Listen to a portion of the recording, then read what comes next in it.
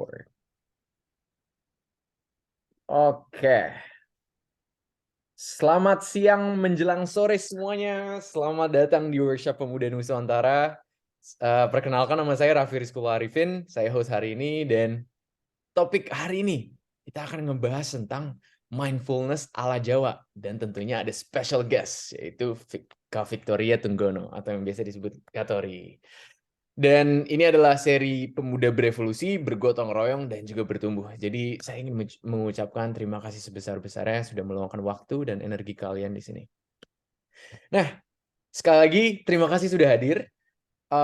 Workshop kali ini akan berbeda banget sama workshop sebelum-sebelumnya di Workshop Pemuda Nusantara. Karena yang pertama kita ada satu pembicara, ada guest speaker, Katori sendiri. Dan Katori ini adalah seorang penulis, dan dia juga akan berbagi pengalaman dan juga pengetahuan di Workshop Pemuda. Dan ini adalah ruang yang saya ciptakan untuk kita saling berbagi, kita saling bersinau bareng, kita saling berdiskusi, dan juga nanti mungkin bisa saling bercerita tentang mindfulness. Dan di sini juga akan menjadi ruang terbuka untuk sharing. Kalau mau ada yang bertanya, langsung aja open mic-nya. Dan ini akan menjadi ruang di mana kita bisa saling bantu dan juga berbagi satu sama lain. Jadi mohon kerjasamanya untuk saling menghormati dan juga mendengarkan cerita masing-masing. Langsung aku persilahkan saja ke Kak Victoria Tunggono. Oke, thank you so much, Raffi dan teman-teman yang sudah bergabung siang ini, walaupun hari Minggu biasanya jalan-jalan, apalagi long weekend. Yes. Jadi kita semua ada di sini. Thank you for being here. Pertama-tama perkenalkan, aku Victoria Tunggono. Aku nulis buku Gerbang Nuswantara. Ada sequelnya Candi, dan yang terakhir adalah Jagat. Jadi ini buku tentang apa? Kenapa Nuswantara? Ini matching aja sama Raffi ya. Pemuda Nusantara. Kebetulan kita kenal narsum yang sama, yang menggagas Nuswantara, bukan Nusantara. Nusantara adalah mungkin Raffi pernah sharing sebelumnya kenapa Nuswantara ya.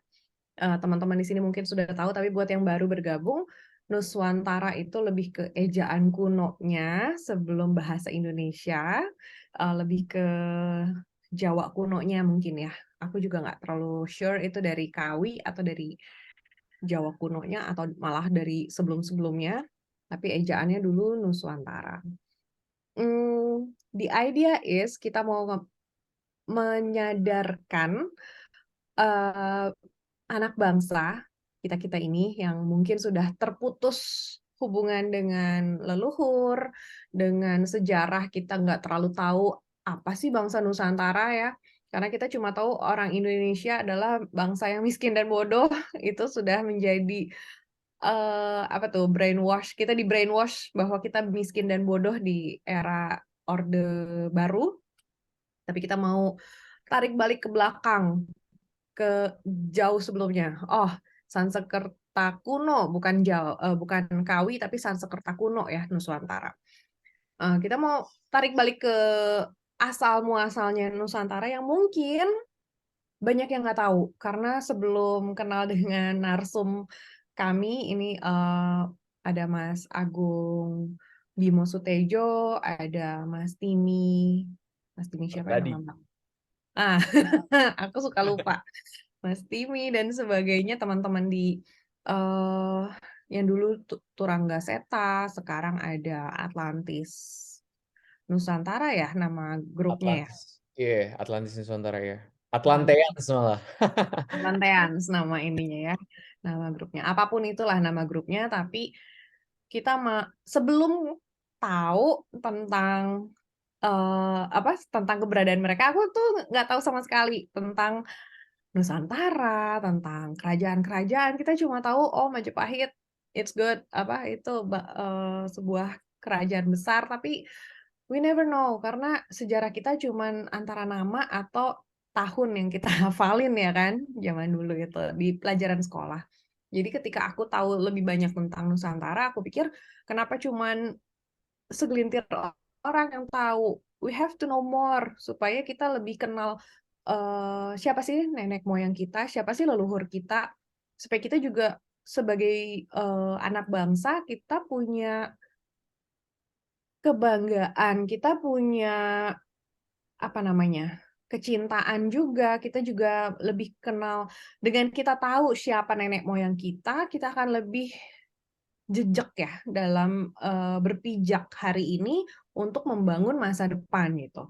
Jadi itu sebabnya kenapa buku ini ada, trilogi ini Nusantara, untuk memberikan sebuah, perspektif bahwa kita tidaklah sekecil, sekerdil yang mereka bilang tentang kita, tapi kita punya sejarah panjang, bahkan ada, dokumen dari Turangga Tronggo Seto, itu dokumennya adalah sejarah panjang Nusantara, sejarah panjang Jagat Gumelar, Jagat Alit, mungkin nanti kita akan ke sana juga, akan, diskusi itu. Cuman sebelumnya kita mau mulai dari tadi kamu bilang nih, Sorry Kak, ini tadi sempat putus-putus, boleh diulang kayak kata terakhir yang oke, tadi Kakak bilang nggak? fokus sedikit. Hmm. Oke, jadi, eee, tentangnya Nusantara ini sejarah leluhur kita dengan spiritual awakening yang lagi banyak di apa ya, dibahas di mana-mana ya. Kayaknya hampir semua sosial media ada tentang, spiritual awakening, apa hubungannya dengan sejarah bangsa kita, mungkin bingung karena biasanya itu, kalau di pelajaran di sekolah adalah 2 subjek yang berbeda, 2 mata pelajaran atau mata kuliah yang berbeda, 2 jurusan yang berbeda, spiritual awakening mungkin lebih ke keagamaan, sedangkan, leluhur itu kita lebih ke sejarah budaya, apa nih hubungannya gitu kan. Ternyata hubungannya sangatlah erat. Jadi perjalananku memahami ini semua juga perjalanan yang cukup panjang. Waktu aku nulis, trilogi ini, aku pun masih sambil mencoba mendalami. Jadi aku dapat semua datanya ini dari teman-teman narsum, juga dari beberapa mungkin ada dokumen-dokumen, dari babat atau serat, kuno.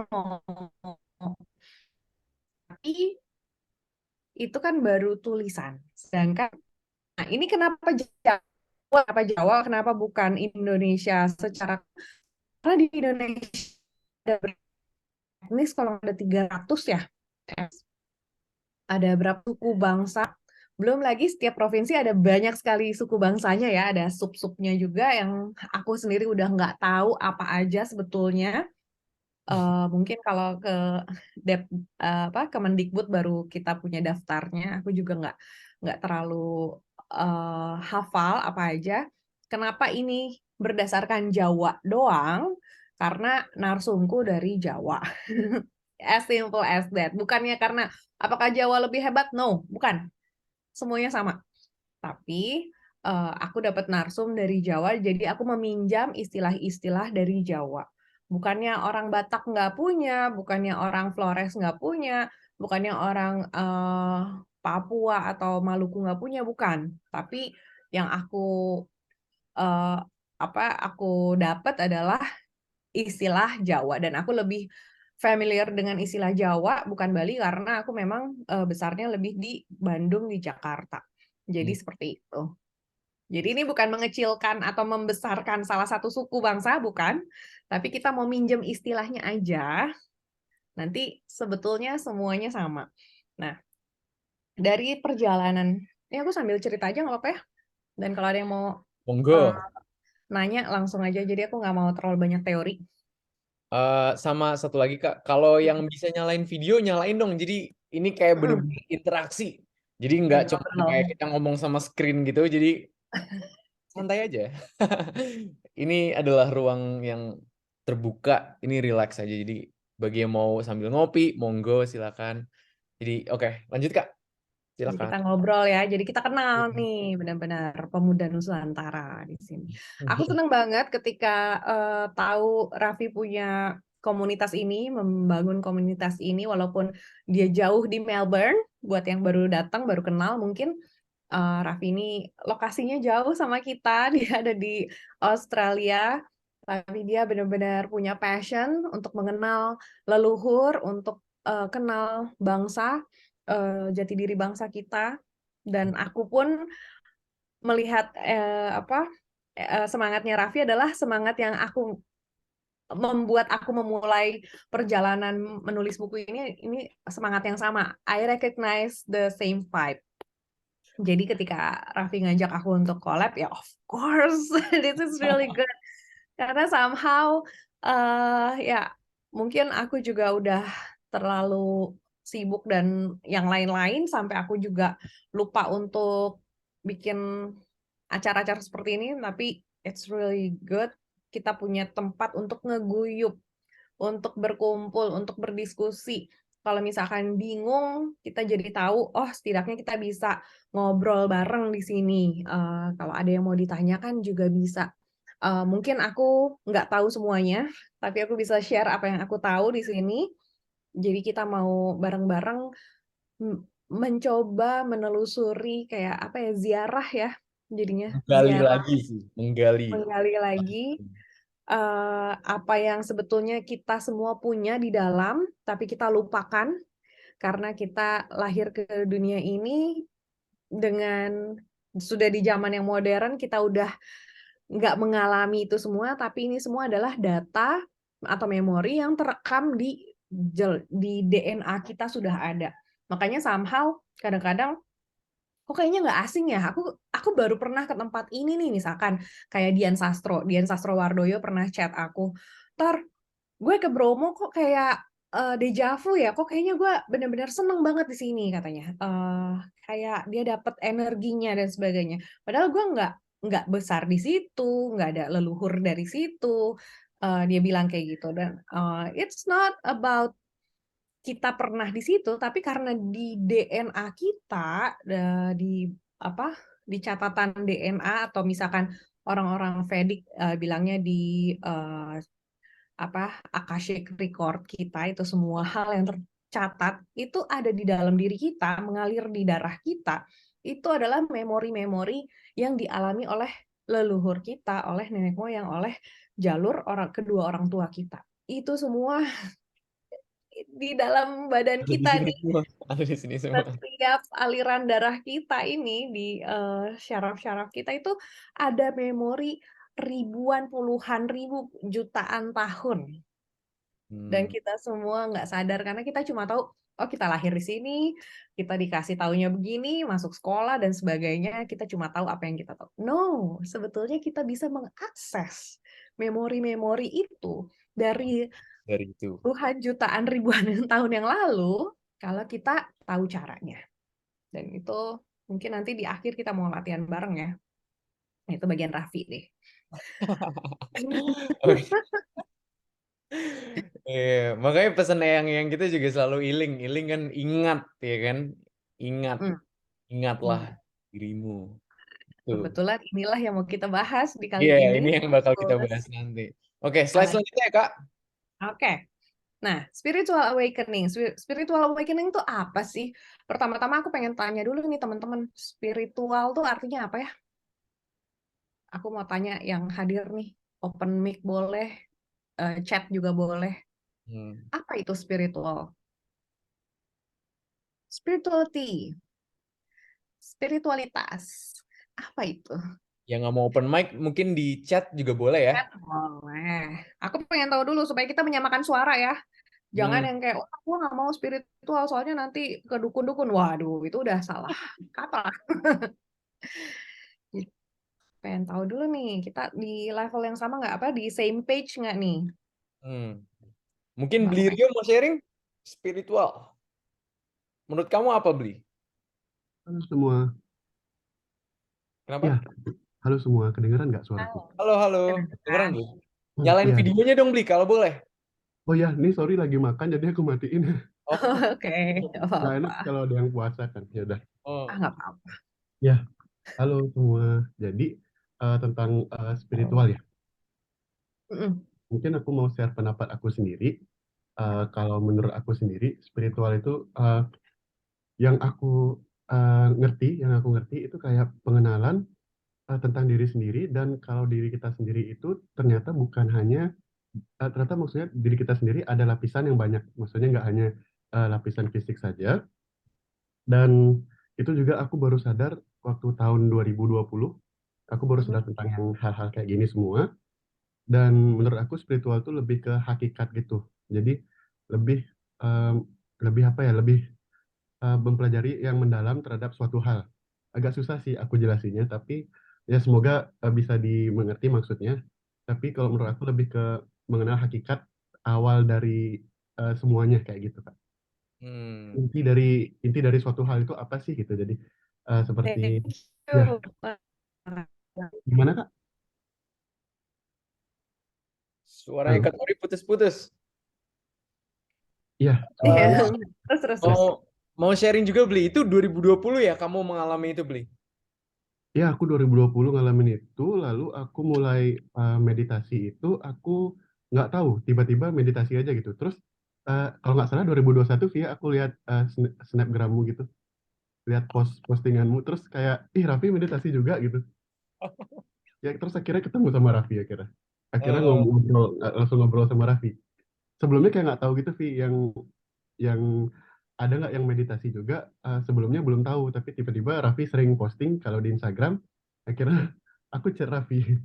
itu 2021 orang-orang banyak kira aku gila itu. Nggak apa-apa.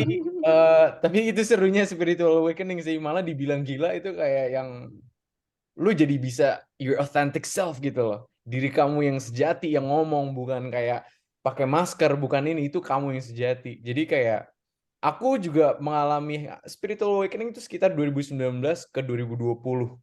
Itu 2020 aku ngerasa banyak banget sih yang ngalamin spiritual awakening ya. Salah satu guru aku pernah bilang kayak 2020 is like a great reset buat semuanya. Kesadaran manusia diguyur semuanya, terus bener-bener harus masuk ke dalam diri dulu biar ngerti. Itu masa yang sesuatu banget sih 2020 ya. Nggak tahu Kak Tori gimana Kak kalau 2020 pas masa itu? Aku kebetulan udah ngejalanin ini dari 2012 Wah, akhir, jadi mungkin 2013 awal. Jadi 2020 buat aku kayak start pertama kali aku ngegelar ngobrol goblok. Nah, itu apa nanti aku akan jelaskan. Jadi oke. Oh, apa? ini ada yang sharing di Hmm. chat juga, Kak. Mungkin lebih ke pembelajaran non fisik dari pasangannya yang sering kita pelajari biasanya di fisiknya. Nah, iya bener banget. Jadi kita sadar diri kita tuh nggak cuman tubuh fisik ini doang. Ini it's bagian dari diri kita, tapi sejatinya kita nggak cuman ini. Mhm. Ada berbanyak banget lapis-lapisan dari diri kita. Ini ketika ngomong, menurut aku spiritual awakening adalah kebangkitan spiritual di dalam jiwa kita masing-masing. Nah, oke. Yang dimana seseorang merasa terkoneksi dengan pencipta atau Tuhan semesta alam. Biasanya diawali melalui pengalaman yang menyakitkan atau tidak menyenangkan. Aku bersamamu ketika ini, aku bisa ngerelate banget ini. Ini aku bisa ngerelate banget. Dan yang terakhir, rasa percaya yang munculnya dari dalam diri. The real diri sendiri. Lebih ke jiwa diri sendiri. Yes, itu benar-benar sesuatu yang kita ingat dari dalam diri kita. Mhm. Kita mulai melihat diri kita lebih dalam. Kita menemukan cahaya di dalam diri kita. Menemukan Gusti atau Sang Pencipta itu sendiri di dalam diri kita. Itu luar biasa sih. Dan ini juga waktu itu aku mulainya dari pengalaman yang menyakitkan atau tidak menyenangkan. Ini bener banget ini. Selalu ya semua Ya orang kan gitu. Kak? Cerita sedikit, aku waktu itu mulai spiritual awakening karena aku di sini kecanduan yang namanya obat-obatan. Aku di sini kena narkoba, kena alkohol, kena judi, banyak banget. Dan di Melbourne itu godaan tuh banyak banget. Kalau nggak waspada itu bahaya soalnya. Rio sendiri pernah ngalamin karena dia kuliah di Australia juga. Jadi ngerti lah. Dan Kak Tori, aku pertama kali ketemu Rio juga satu kampus bareng dan kita dugem bareng dulu. Hey.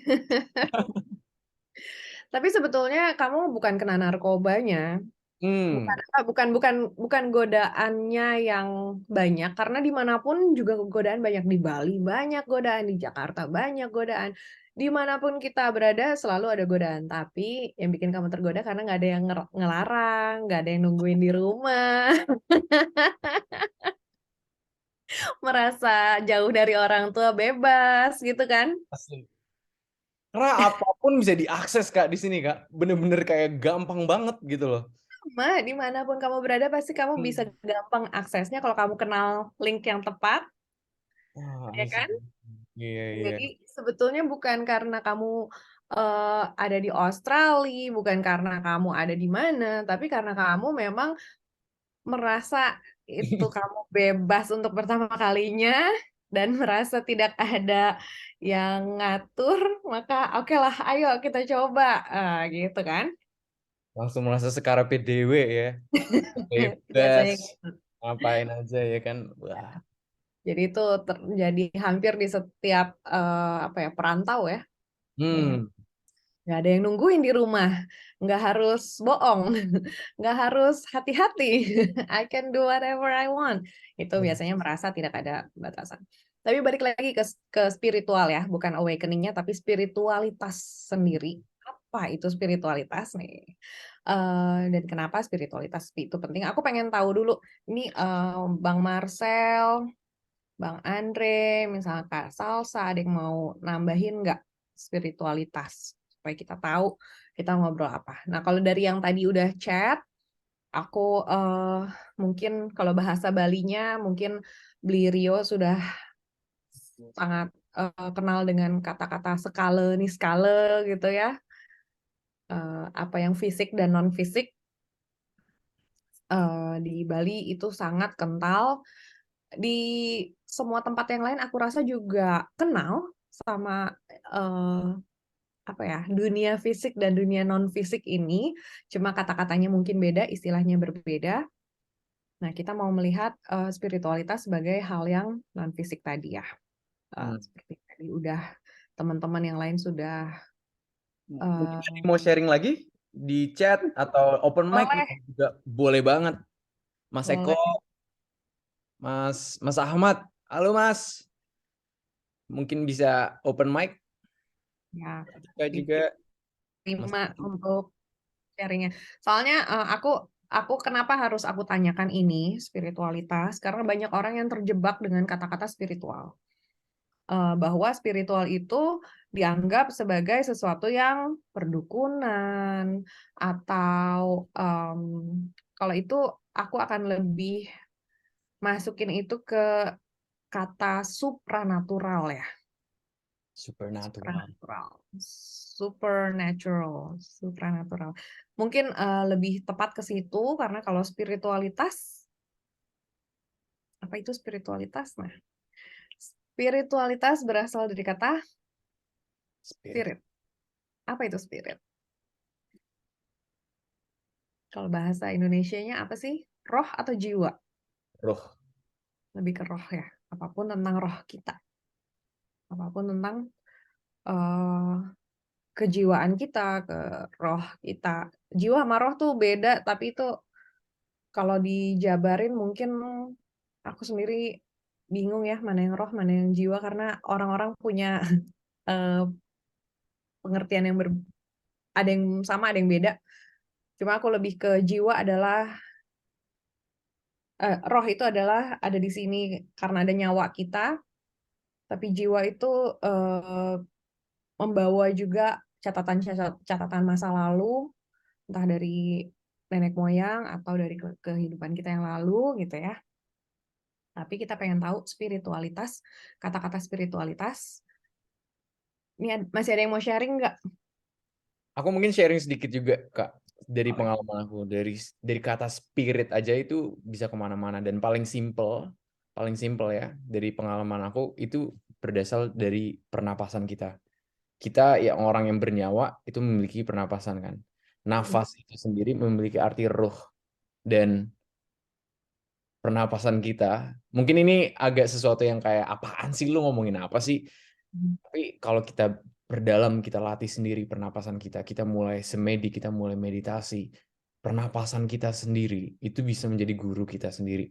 Karena udara yang kita hirup itu bisa juga informasi, dan informasinya adalah frekuensi, dan itu udah ada blueprintnya di dalam diri kita. Dan ini bisa kita akses. Bisa kita akses. Sayangnya kita nggak diajarin ini. Ya, itu sesuatu yang disembunyikan dari kita oleh bangsa penjajah, misalkan kita mau bilang penjajah ya. Tapi penjajahnya bukan Belanda, bukan. Ini ada yang sharing nih Kak, spiritualitas adalah hubungan antara dunia fisik dan dunia metafisik, di mana seseorang merasakan adanya kekuatan yang lebih besar daripada dunia fisik. Oh, keren banget. Ya, itu bisa dibilang kayak gitu.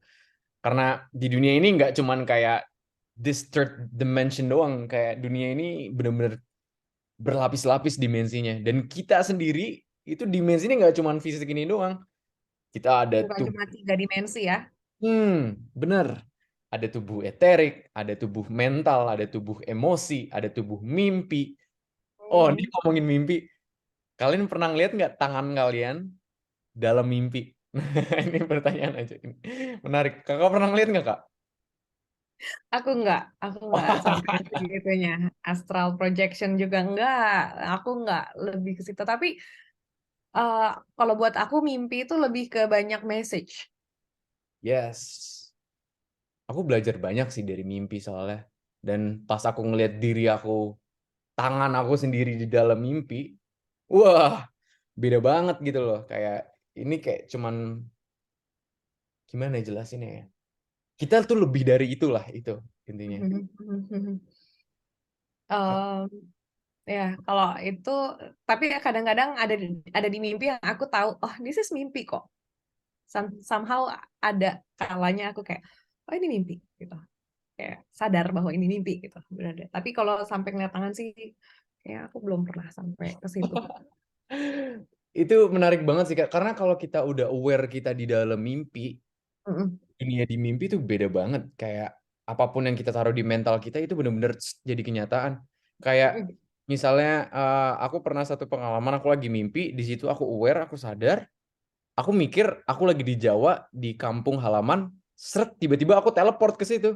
Terus aku kayak, wow gila banget ini apaan gitu kan. Terus kayak, oh this is kayak how powerful we are gitu loh. Diri kita yang sebenarnya tuh kuat banget, nggak cuman sebatas tubuh fisik ini doang, dan apa yang udah kita diajarin selama ini itu malah biasanya kebohongan jatuhnya, bukan kebenaran sejati diri kita gitu loh. Dan mungkin sampai situ aja deh, nanti terlalu dalam ngebahasnya. Ya. Oke, lucid dream ya, bisa dibilang kayak gitu ya. Tadi ini Apa Ripalo, spiritualitas itu penting Kak? tunggu, ini ada yang chat nih. Apa penjajahnya diri sendiri bisa jadi kayaknya. Sebetulnya penjajahnya diri sendiri, tapi karena ada influence dari luar. Biasanya seperti itu. Karena kita masuk ke dalam sistem. Tapi it's another topic to discuss about system. Aku mau ngobrol sekarang spiritualitas dan kenapa spiritualitas itu penting. Balik lagi, kalau boleh di translate ke satu kata tentang spiritualitas, jeng jeng jeng jeng. Apakah satu kata itu? Spiritualitas adalah realitas itu sendiri. Karena dari tadi banyaknya pada bilang spiritualitas itu non fisik, skala niskala atau yang sesuatu yang tidak kita lihat dan sebagainya. Tapi kebenaran tentang spiritualitas itu adalah realitas itu sendiri. Jadi ketika ada orang yang ngomong, oh nanti kalau kamu spiritual, kamu akan bisa ngelihat ini, ngelihat itu. No, don't trust that. Karena setiap orang punya kebenarannya masing-masing. Spiritualitas adalah kebenaran yang sejati. Jadi ketika, lucid dream, beberapa orang bisa. Beberapa orang nggak, sebagian lagi nggak bisa. Sixth sense, apa segala macam, clairvoyant, ada yang bisa, ada yang enggak. Itu bukan sesuatu yang itu tuh salah atau itu tuh this is the way, harus bisa. No, karena setiap orang punya pengalamannya sendiri. Pengalaman jalur spiritualitasku akan berbeda dengan jalurnya Raffi, akan berbeda dengan jalurnya kalian semua di sini masing-masing nih. Kita semua punya jalur atau perjalanan atau pengalaman masing-masing. Tapi tentang spiritualitas itu sama semua orang. Jadi sama tapi beda. Bingung nggak tuh? Semuanya sama tapi semua punya masing-masing. Spiritualitas itu individual, betul, tapi juga global alias universal. Nah, itu sesuatu yang nggak bisa dijabarin, dan itu adalah hal yang aku bahas di retret aku nanti kalau aku jadi bikin antara namanya ngobrol goblok atau reset mindset, antara itu aku masih belum decide karena dua-duanya adalah tema utamanya mereset mindset kita kembali ke spirituality yang sejati, atau bisa dibilang ngobrol goblok itu. Jadi guruku bikin program namanya Ngaji Urip Sinau Goblok. Di situ kita mengkaji hidup lewat belajar goblok. Kenapa goblok? Karena untuk mengetahui tentang spiritualitas adalah semua proses unlearning. Kita berusaha keluar dari sistem yang sudah ditanamkan di otak kita, di pikiran kita sejak kita kecil. Seperti itu. Nah, kenapa spiritualitas itu penting? Kita harus tahu dulu bedanya spiritualitas dengan pengetahuan. Jadi, semua yang ada di buku manapun, entah itu tulisan yang dari sejarah diresmikan sebagai tulisan resmi maupun yang tidak resmi, yang semua orang kalau sekarang adalah berdasarkan apa nih, bukunya dari mana, risetnya ada atau enggak. Itu adalah lebih ke sains ya, ilmiah itu sudah harus ada yang sudah diresmikan atau dianggap resmi atau divalidasi oleh satu dua pihak. Nah, di spiritualitas kita sebaliknya. Bahwa apapun yang ada di sini, ini adalah pengetahuan. Setuju nggak? Apapun yang ada di buku manapun, semua adalah pengetahuan. Yes. Kita mau baca buku sebanyak apapun, kalau kita nggak bisa ngebaca diri kita, sama aja bohong sih, Kak. Exactly. Ya kan? Exactly. Jadi, apapun, mau itu kitab suci dari agama manapun, mau itu adalah sejarah nenek moyang dari suku manapun, dari tempat manapun, semua adalah pengetahuan. Semua adalah hal yang kita dikasih tahu tentang hal itu. Yang tadinya kita nggak tahu, kita jadi tahu, kita jadi note karena ada pengetahuan yang disampaikan pada kita. Nah, spiritualitas, kalau kita punya pengetahuan tapi kita tidak mengkajinya dengan spiritualitas kita, dengan nalar, kita bisa lost. Yes. Kita bisa tersesat, kita bisa, kalau orang bilang kalau misalnya di kitab suci adalah tafsir yang salah. Nah, tapi kan masing-masing kita punya tafsir yang berbeda dan akhirnya yang berbeda dengan kita bilang salah gitu kan.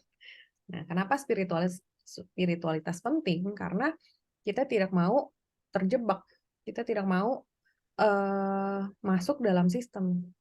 Kita mau berkesadaran. Buat sistem kita sendiri, Kak. Nah, itu adalah kebenaran kita masing-masing. Sistem kita itu, how we live is how we make our own system. Yes. Tapi still itu bukan kebenaran yang sejati. Karena masih berbeda-beda setiap orang. I see. Karena sistem kita belum tentu selaras dengan semesta, belum tentu selaras dengan alam. Kita bisa survive dengan kalau level of consciousness adalah kita bisa bikin sistem sendiri. We can survive with our own system yang mungkin out of the sistem The Matrix, tapi itu masih adalah sistem kita sendiri, tapi itu masih individualitas. Sedangkan kita mau apa ya? Kita mau menyatu dengan alam, itu yang kenapa ada yang udah nonton film Matrix belum? Matrix 1 2 3 4. Satu Belum doang. ya? Satu doang. Satu doang. Satu aja susah dimengerti. Oke, nggak apa-apa. Aku juga nggak ngerti satupun ketika nonton film Matrix yang awal, kayak setengah film juga, what is this? Aku tinggalin. Tapi setelah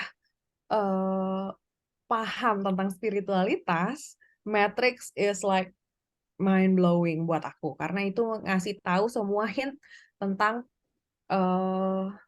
apa ya, the universe, how the universe work.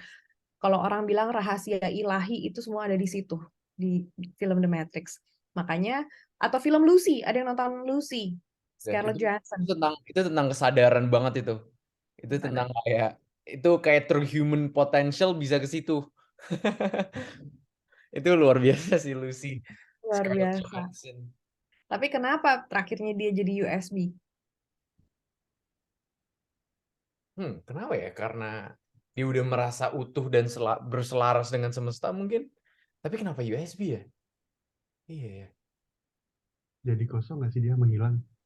Jadi kosong, menghilang dengan cara dia menyatu dengan semesta kan. Iya Dia tuh, kosong semua. orang bilang moksa gitu ya, kalau bahasa Jawanya Iya.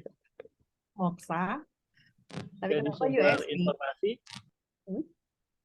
Kenapa Mas? Mas Mas Ahmad, Ahmad? Jadi informasi dia sebagai informasi gitu atau gimana?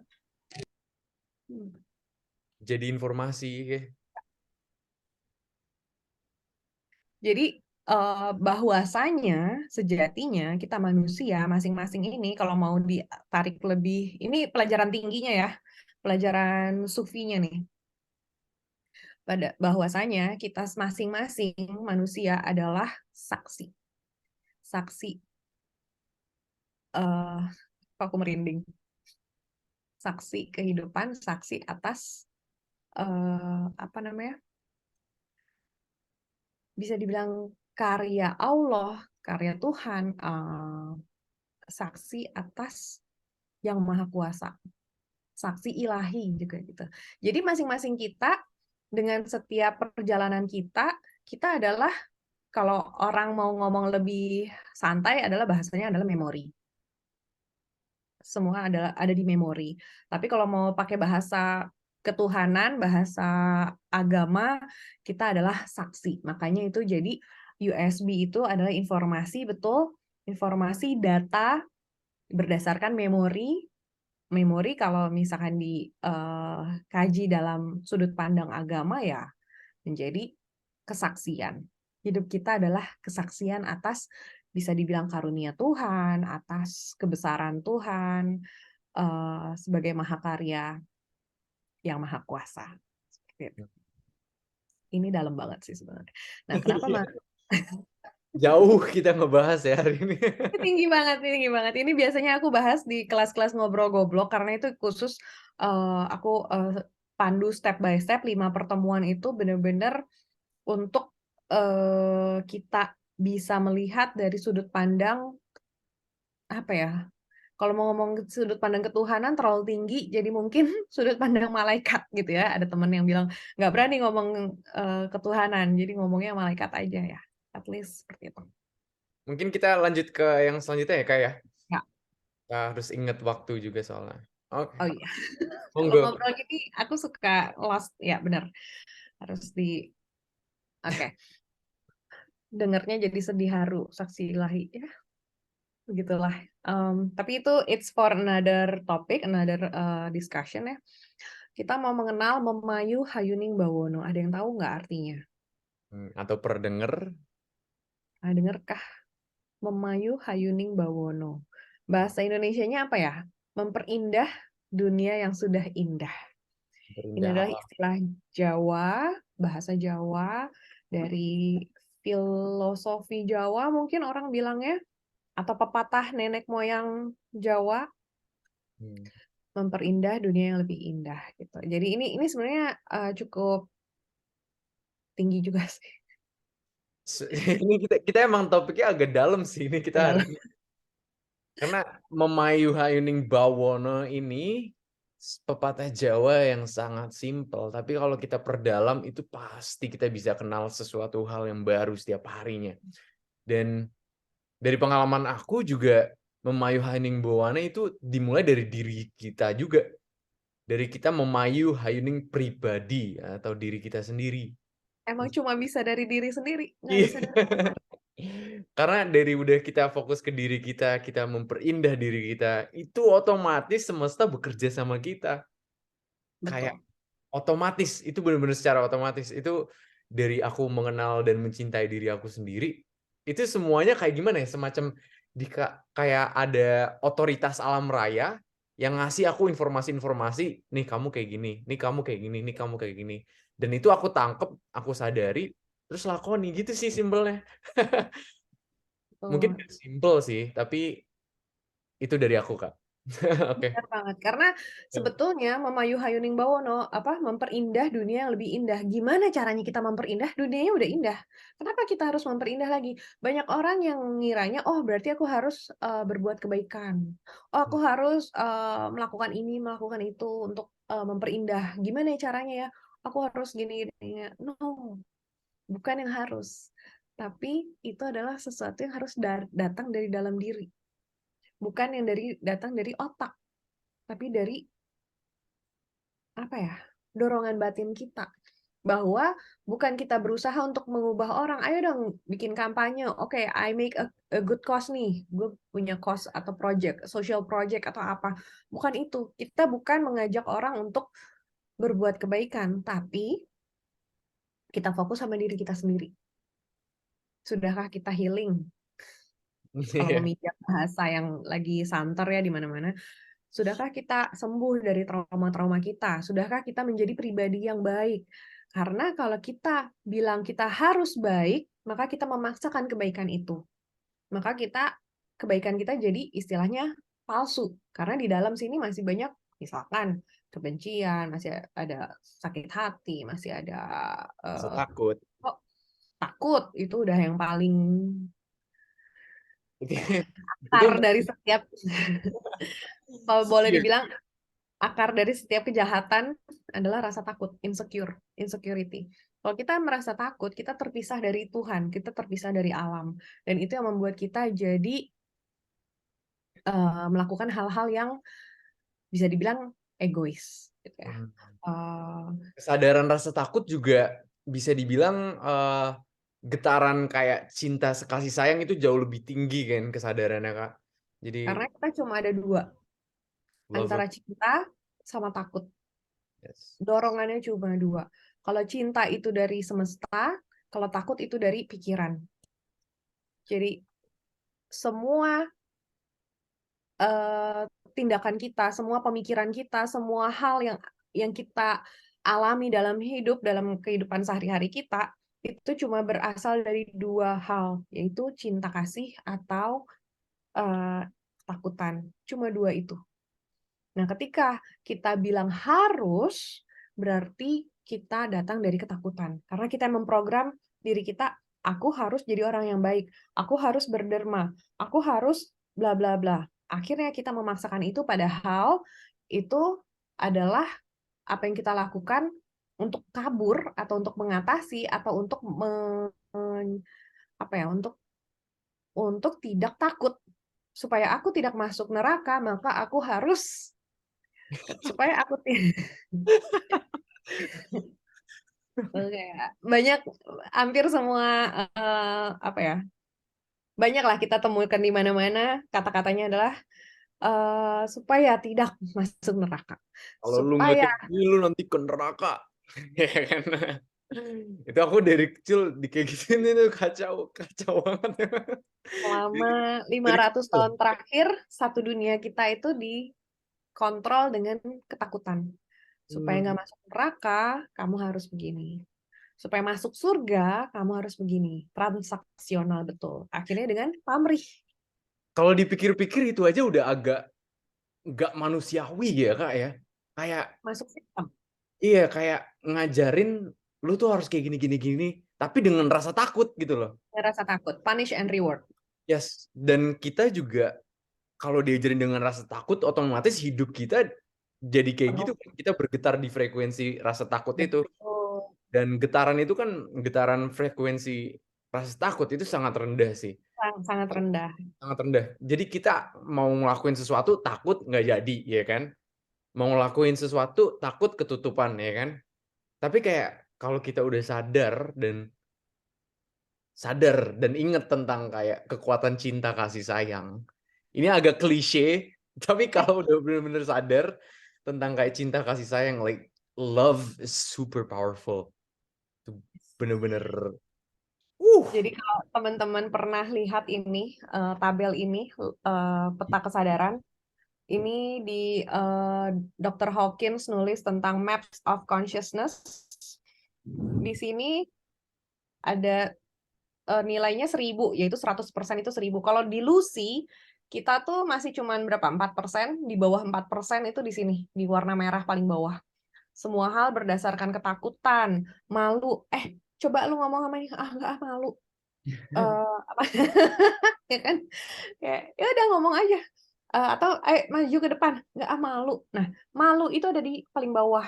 Yaitu di sini cuma 2%. Hanya 2% dari energi maksimal potensial kita. Kalau kayak Lucy ya, Lucy adalah 100%, malu cuma 2%, not even 20%, not even 10%, cuma 2%. Baru nanti ada rasa bersalah di atasnya, itu juga cuma 3%. guilt. Guilt itu cuma di 3%. Cinta kasih ada di 50%. Cinta kasih aja baru di 50%. Can you imagine seberapa bisa kita naik ke atas itu? Nah, itu nanti a whole different topic lagi. Kita mau fokus. Mungkin Kak Torin nanti bisa jadi guest speaker lagi, kita ngebahas tentang kayak itu deh. Oke. Lebih dalam ya. Tentang kayak map of consciousness itu bakal seru boleh. banget sih, bisa dibahas. Jadi jadi kita juga bisa menyadari aja dari dalam diri kita dulu, gitu loh. Dari kita menyadari, kita mulai mencintai diri kita. Wah, itu semuanya. Aku bisa ngebahas itu bisa berjam-jam sih tentang kayak self. Kalau kita nggak di online, mungkin kalau ketemuan nggak pulang-pulang nih ya. Karena di online kayak capek udahlah itu. Tapi kalau ketemuan, pasti bisa berhari-hari. Makanya pengen bikin retret nih supaya kita bisa benar-benar fokus. Yes. Nah, balik lagi ke Mamayu Hayuning Bawono. Kita ada orang bilang, waktu aku muda, aku ingin mengubah dunia. Aku pikir aku pinter, maka aku ingin mengubah dunia. Harusnya begini, harusnya begitu, dengan pikiran-pikiran idealisme kita. Ini bisa begini. Kita pikir kita bisa mengubah dunia dengan cara ngasih tahu orang lain, kita nyuruh orang lain, atau kita mengajak orang lain untuk melakukan sesuatu yang kita pikir. Tapi ketika aku dewasa atau ketika aku tua, aku lebih bijak, maka aku mengubah diriku sendiri. Itu aku lupa siapa yang ngomong, quote-nya siapa, ada itu quote yang cukup terkenal. Ketika aku sudah tua, aku sudah lebih bijaksana, maka aku mengubah diriku sendiri. This is about Mamayu Hayuning Bawono. Bukan tentang taman udah indah, kita tanemin mawar satu lagi, ya udah indah, tambah indah, tapi it doesn't make a difference. Tapi ketika kita fokusnya di diri kita bukan tentang nambahin nanam mawar atau nanam bunga lain, ini tentang bagaimana kita melihat dunia. Ketika kita melihat dunia dari kacamata yang kotor, misalkan kacamatanya hitam, ada filternya nih. Kacamata ini misalkan filter kita masih ada kebencian, kita masih ada sakit hati. Kita melihatnya dunia samar, hitam, atau mungkin jadi sepia, warna apapun yang ada di filter kacamata kita. Tapi ketika kita bisa clear, cara kita melihat dunia itu berbeda. Yes. Different. Jadi, quote-nya Rumi. Oke. Thank you for adding. Jadi spiritualitas itu kita melihat dengan jernih, itu sudah bisa melihat apa adanya, hanya fakta. Bukan lagi terjebak dalam romantisme, bukan lagi bersikukuh dengan teori atau logika yang kita pikirkan, tapi kita bisa melihat dari kacamata yang lebih jernih. Spiritualitas adalah membuka kacamata itu, melihat semuanya apa adanya. Jadi Memayu Hayuning Bawono, it's always dimulai dari diri sendiri. Karena aku juga mau nambahin sedikit, dari kalian mulai memayu hayuning bawana diri kalian sendiri, itu otomatis, itu semesta punya caranya sendiri untuk kayak nge-guide kamu bakal kemana gitu loh. Karena semuanya itu dimulai dari mindset kita. Itu yang aku pelajarin dari sini sih. Kalau kita mau berubah, kita harus mulai dari sini dulu. Terus benar-benar kita niat, kita lakoni. Wah, itu semesta udah bener-bener punya caranya sendiri deh. Pasti caranya aku dan caranya Katori, caranya Rio, Mas Eko, semuanya pasti beda. Dan kalau ini pesannya Katori juga, kalau disingkatkan ya berarti fokuslah sama diri kalian dulu gitu loh. Nggak usah jauh-jauh mikirin kayak dunia tuh bakal kayak gini. Coba fokus ke diri kalian dulu. Gimana kalian ngomong sama diri kalian, gimana kalian mencintai diri kalian sendiri, gimana kalian merasakan emosi kalian sendiri, kalian healing gitu. Dan itu dalam banget sih, karena healing itu berlapis-lapis. Itu pasti, itu nggak cuman kayak oh sehari gue meditasi, gue yoga, oh gue makan sehat. Enggak. Every day is a healing, every day. Benar-benar kita setiap hari dikasih kesempatan sama semesta, di antara kita mau mengulangi kesalahan kita atau kita mau mulai letting go, healing. Oke, yang selanjutnya pesan penting nih. Ini penting banget sih. Siapa yang belum pernah dengar Eling Lan Waspodo? Ini asing denger nggak? Asing nggak sih buat kalian, atau ini cukup sering terdengar? Atau benar-benar asing apaan sih gitu? Ada yang mau sharing mungkin? Pernah denger nggak kata-kata eling lan waspada? Eling lan waspada. Aku rasa kalau orang Jawa sering dengar, tapi di luar Jawa nih, asing nggak sih dengan kata-kata ini? Aku sendiri, walaupun aku besar di Bandung dengan bahasa yang lebih ke Sunda dan Indonesia bukan Jawa, tapi kata-kata Eling Lan Waspodo itu sering ku dengar sih dari kecil ya. Jadi eling itu artinya ingat, waspada itu ya waspada ya, berarti siaga setiap saat. Aware. Aware. Nah, ini adalah kata lainnya kalau dalam bahasa Inggris mindful. Dalam bahasa Jawa eling lan waspodo, eling lan waspodo. Ayo eling, kalau misalkan orang-orang Jawa kayaknya sering diomongin sama orang tuanya, eling. Lingger. Oh, kamu lebih sering dengar. Tapi aku pengen tahu eling apa nih? Ingat apa nih? Ingat apa nih? Eling itu ingat. Ingat apa ya? Bli Rio, kamu pernah dengar ini nggak, Bli? Kata-kata ini, Bli. Eling lan waspodo. Pernah dengar nggak? Pernah dengar sih, biasanya di daerah Jawa kan ya. Iya. Kalau menurut aku sendiri, pandangan aku sendiri, eling dan waspada itu lebih ke eling dari apa yang kita ciptakan, lebih ke dari pikiran kita.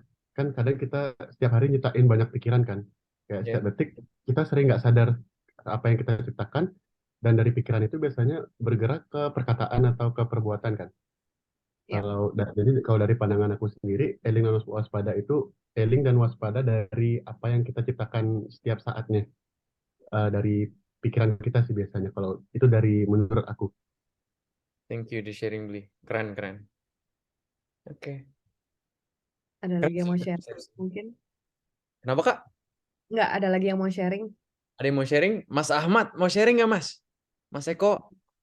Ini udah di chat. Ingat asal rencana semesta yang orinya mungkin gimana? Wah, itu gimana tuh, Mas? Oh, masih di jalan dia. Oke. Ingat. Ya, jadi gimana caranya kita ingat rencana semesta yang ori. Nah, itu balik lagi, sebetulnya caranya gampang sekali. Gampang sekali. Cuman kita yang nggak tahu atau kita yang nggak ngerti caranya gitu kan. Udah dikasih tahu juga tapi masih nggak ngerti. Itu semua adalah balik lagi ke perjalanan spiritual masing-masing ya, untuk paham, untuk ngerti itu. Kadang-kadang kita dikasih taunya sekarang, kita baru paham 2 tahun lagi. Karena aku juga pernah sama guruku dibilangin, pengetahuannya udah dapet, tapi pemahamannya baru hadir 2 tahun kemudian. Itu sering sekali terjadi seperti itu. Oh, ini waktu itu dimaksud ini gitu ya. Nah, eling lan waspada itu, eling, ingat siapa dirimu. Ingat siapa dirimu. Karena ketika kita tahu, kita kenal siapa diri kita, maka kita akan balik lagi seperti yang tadi Bli Rio itu sudah sampaikan tadi. Ketika kita tahu siapa diri kita kenal siapa diri kita, kalau Mas Ahmad bilang kita tahu rencana yang orinya semesta itu seperti apa, dengan sadar itu.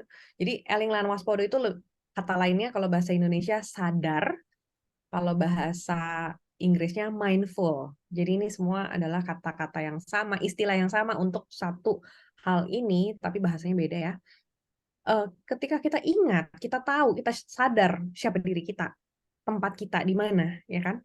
Kita bisa selalu menempatkan diri dengan baik, kita tahu apa yang harus kita omongin, kita harus ucapin, mana yang harus diucap, mana yang tidak, mana yang kita bisa lakukan dan tidak. Kita tahu diri kita persis, oh aku tidak mampu di situ, atau aku akan mengorbankan terlalu banyak hal untuk hal itu, dan itu tidak worth it, atau oh itu worth it kok, dan sebagainya. Kita akan tahu persis, maka setiap langkah kita, itu kita, orang bilang ya kalau di agama mungkin kita diberkati dalam setiap langkah, kalau dalam agama.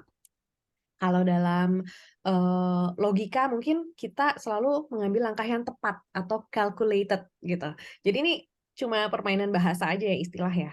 Tapi maksudnya adalah ke situ. Jadi ketika kita eling lan waspada, kita tahu siapa diri kita. Waspadanya kenapa? Waspada bahwa kita bisa tersesat, atau kita bisa jatuh, atau kita bisa slip setiap saat. Yes. Jadi kalau misalkan kita tahu tentang peta kesadaran ini, oh aman, aku udah di sini nih, aku udah eling, aku udah healing, aku udah aku udah tahu semuanya, aku udah melakukan semua yang baik nih di sini. Begitu momen kita sadar kita di sini, kita udah jatuh ke bawah. It's like in split second kita langsung turun. Jadi itu adalah ini latihannya panjang dan sangat mendalam. Paling baik adalah jika kita meditasi setiap hari. Ini latihan banget untuk ke sana. Tapi teorinya adalah kita bisa jatuh setiap saat. Kita udah merasa oke, kita merasa baik hati, kita udah ngasih orang sedekah misalkan, kita udah melakukan semua hal yang dinilai baik oleh masyarakat misalkan, tapi tiba-tiba kita ditawarin sesuatu atau kita tergoda untuk melakukan sesuatu, kita jatuh. Aku bisa ngerelate banget sih Kak ini Kak. Makanya ini yang kita naruh pesan waspada ya, harus siaga, aware dimanapun, kapanpun kita bisa mindful, kita bisa sadar. Karena itu bener-bener kalau ada godaan datang, kalau kita nggak waspada, nah itu bisa balik lagi. Itu yang aku alamin sih. Aku yakin semua di sini pernah ada momen-momen seperti itu, bahwa kita pikir sudah oke, taunya jatuh lagi. Ya, namanya manusia ya, berkehidupan dengan prosesnya, pasti akan ada up and down. Tapi jangan sampai ketika kita down, kita menilai itu sebagai, aduh gue jatuh lagi, aduh gue salah lagi, aduh. Gitu. Ketika kita aduh, lalu kita melihat diri kita sebagai gagal, maka kita cenderung untuk tetap di bawah, karena kita fokus sama kegagalannya, fokus sama salahnya. Tapi ketika kita jatuh, atau terjatuh, atau kita nggak, ya bisa dibilang orang bilang gagal ya, atau salah banget gitu ya, atau bahkan kalau misalkan yang lebih ekstrim adalah dosa, kita bilang kita dosa gitu, dan kita stay di situ, kita akan fokus dengan rasa malu, rasa bersalah, kembali ke belakang, coba gue begini, kalau nggak gini harusnya gue gini, itu akan selalu kita fokus di masa lalu, dan kita nggak jadi present moment, nggak carpe diem gitu. Nah, ini jebakan juga karena cara berpikir manusia adalah cenderung belakang, cenderung apa yang udah terjadi. Oh, kamu kecolongan, tahu gitu kan harusnya gini-gini. Coba kamu gini-gini. Hmm. Akan ada banyak sekali hal-hal yang kita fokus di belakang, fokus ke yang udah lewat. Jadi kita akan fokus lebih ke penyesalannya. Atau, aduh malu, kemarin gue gini-gini. Jadi kita nggak present moment. Nah itu yang juga Eling Lan Waspodo itu mengingatkan kita untuk ingat siapa dirimu, waspada setiap saat, dan waspada bahwa yang sudah terjadi, gitu. Jadi kita selalu bisa present moment. Nah ini akan masuk, kita ngebahas tentang Eyang Sosrokartono nggak ya? Mungkin abis yang Sabdo Pandito Ratu Ya, ya, Kak? abis Ya. ini berarti. Iya. Nanti Sama lanjut. mau nambahin yang Kak Tori bilang ke present moment itu makanya gunanya meditasi setiap hari sih. Kayak berguna untuk aku sendiri. Karena kalau aku nggak, if I don't do my practice, kalau aku nggak ngelakuin meditasi itu, biasanya pikiran aku mainin aku sendiri. Kayak ngebisikin sesuatu yang kayak, apalah, yang pokoknya yang nggak baik deh. Yang kayak, oh kayak gini-gini deh, lu kayak gini-gini deh. Nah, di meditasi itu bener-bener kita sadarin pikiran kita, cipta kita sadari. Jadi bener-bener kita bisa bekerja jadi satu gitu loh.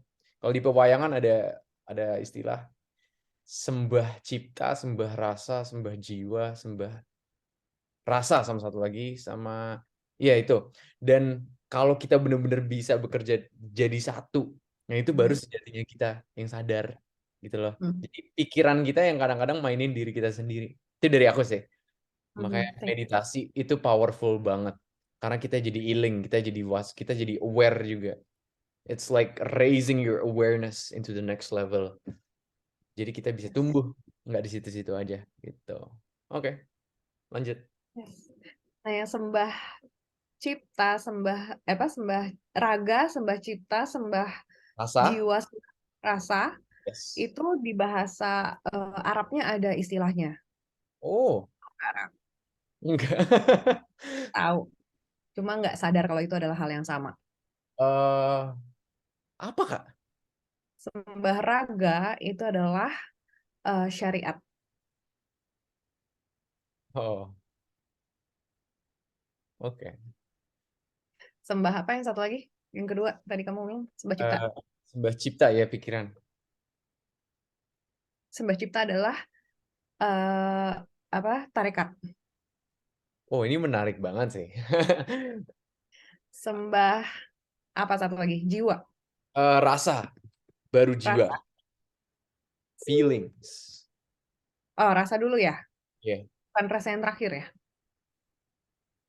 Kalau nggak salah sih waktu itu aku pernah dengernya pas aku nonton wayang itu sih. Oh, Jiwa oke. terakhir. Rasa dulu. Berarti rasa dulu ya. Kalau rasa dulu berarti itu yang tadi Blirio bilang tentang hakikat. Baru yang terakhir adalah makrifat. Aku nggak pernah memperdalam bagian yang Arab itu sih, Kak. Jadi mungkin Mungkin ini akan di sesi yang lain kita akan bahas lebih ke situ karena kita udah program sesi yang ini udah ada udah ada kurikulumnya. serunya ngebahas spiritual tuh nggak akan ada Habis. habisnya. Nggak akan ada habisnya.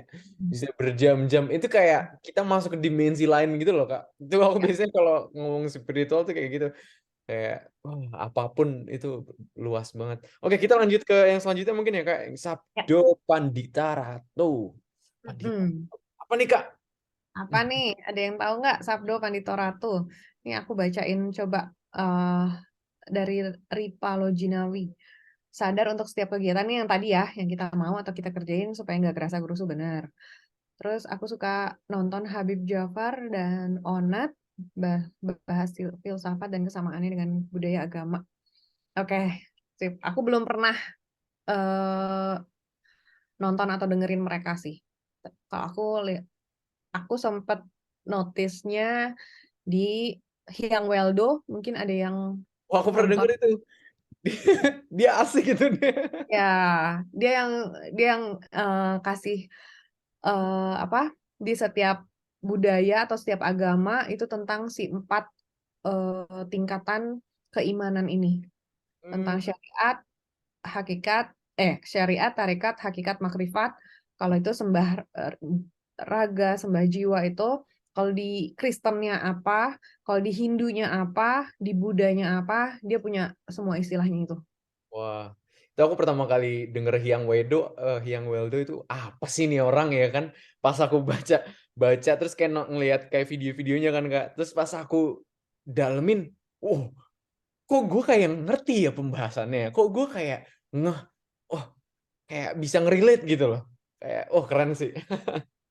Iya, Dia, keren sih masih Hyang Weldo. beliau itu aku nggak ngikutin semuanya sih, tapi sekilas, ini satu frekuensi nih gitu ya dengan style guruku, dia orangnya juga yang ngaco itu, jadi aku seneng karena nggak terlalu serius. Kalau di ngaji filsafat Dr. Andes Fahrudin Faiz ya, itu lebih serius kan, lebih dari sisi Jawanya. Kalau aku lebih kayak senengnya ya like everyday apa eh, bincang hari-hari gitu ya. Aku senengnya seperti itu. Relax lah Barusan ya Kak. relax. Relax. Ketika bilang apa mau ikut offline-nya, yuk kita bikin yuk di Bali yuk. Aku sih seneng banget kalau bisa membahas ini berhari-hari, seneng banget aku. Mungkin beli Rio nanti nyiapkan tempatnya Kak. Udah siap deh. Oke Kak, kita balik ke Sabdo Oke, Pandita Ratu nih. Sabdo Pandita Ratu, ada yang tahu nggak? Ada yang Ada pernah yang denger pernah dengar nggak? mungkin? Beli Rio pernah denger nggak kamu beli? Belum pernah nih. Sabdo Kalau yang ini belum pernah, Vi. belum pernah ya. Ini istilah Jawa banget sih. Sabdo artinya sabda atau perkataan. Ucapan juga nggak sih Kak? Ucapan. Ucapan. Pandito artinya pandita ya. Eh, bukan ya bisa dibilang pendeta, bisa dibilang orang yang ber apa namanya? Orang yang bijaksana. Orang yang apa ya pandito bahasa bahasa Indonesianya? Seperti itulah ya. Kalau ratu artinya raja atau pemerintah, bukan pemerintah. Reign. Reign itu apa ya? Orang dengan kuasa. Ya, benar nggak? Penguasa lah ya, bisa dibilang. Penguasa. Orang yang memegang kekuasaan, ratu. Ratu. Bukan cuma perempuan tapi laki-laki juga.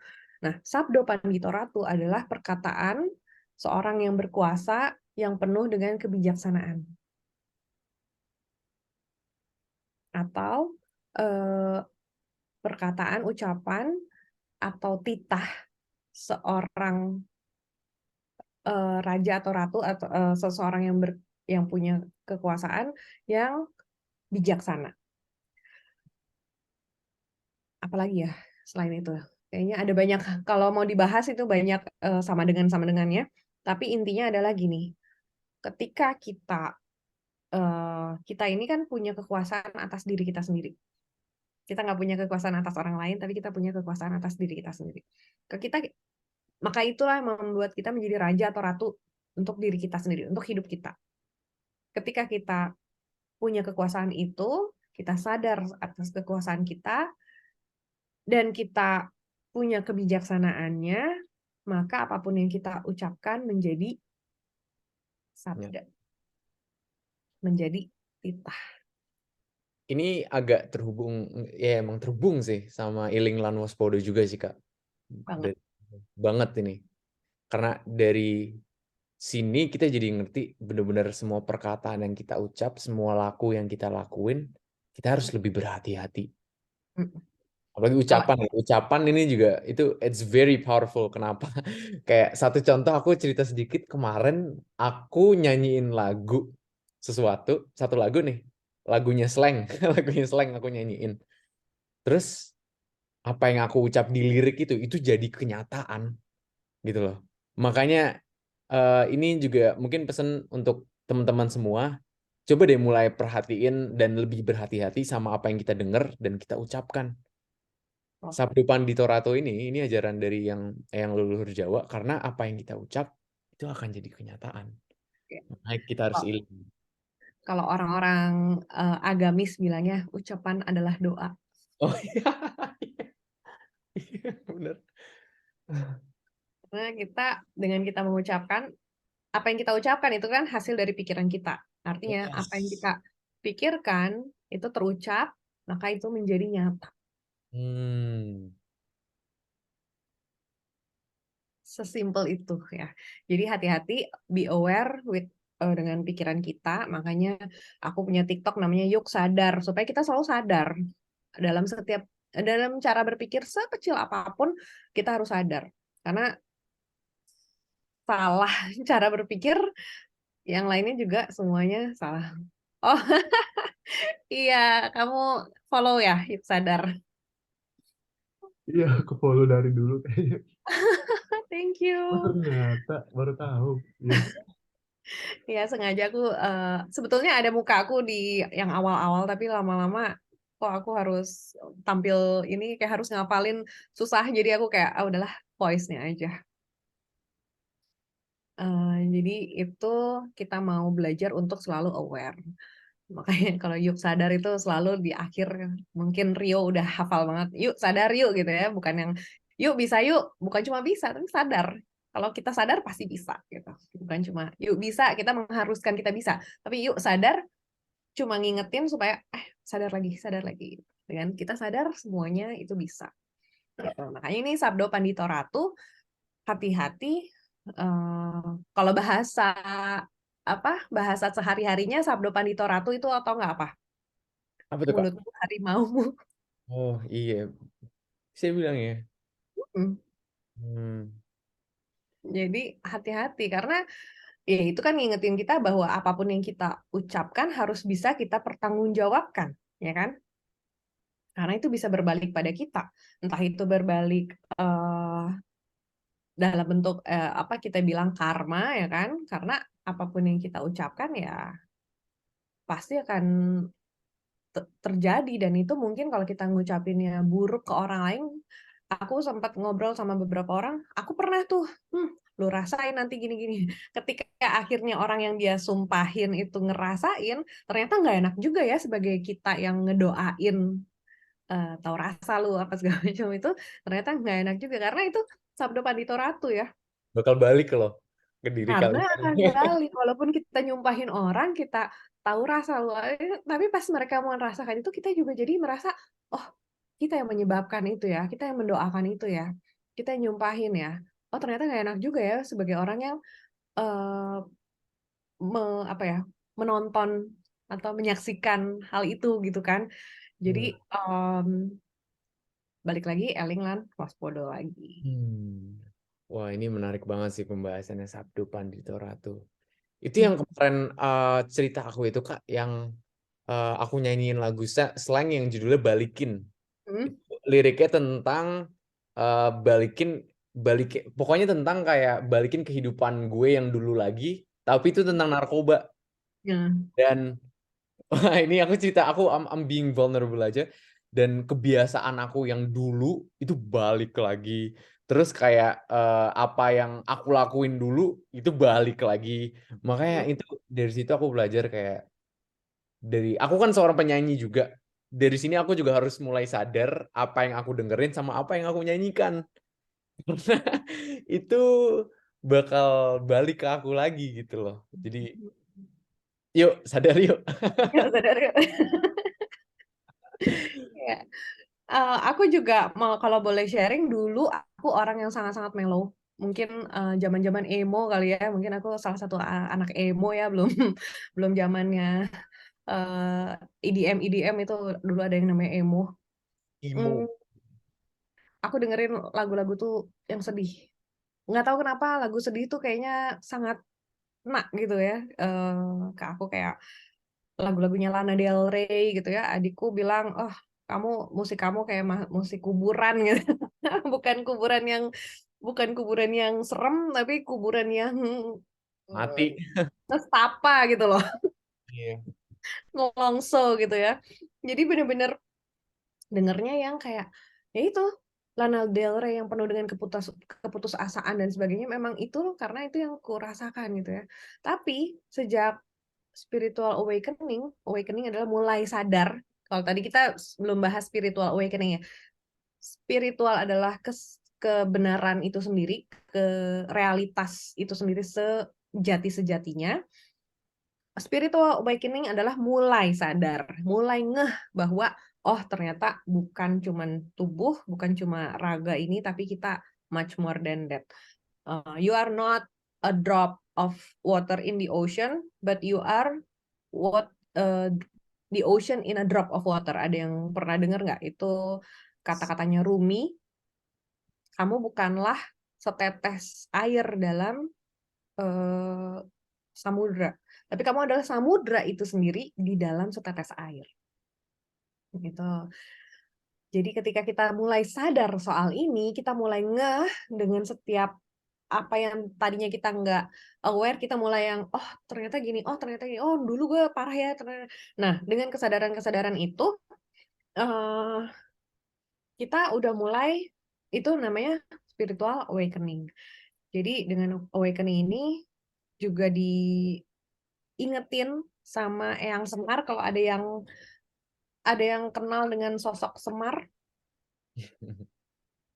mungkin orang Jawa kenal banget, mungkin orang di luar Jawa mungkin kurang tahu ya. Semar itu Mong. bapaknya Punakawan, Eyang Semar, jewantahan dari Batara Ismaya. Eyang Semar mengingatkan kita sebetulnya ada apa ya? Ada iklannya. Ada yang pernah tahu nggak sih iklan Napoleon?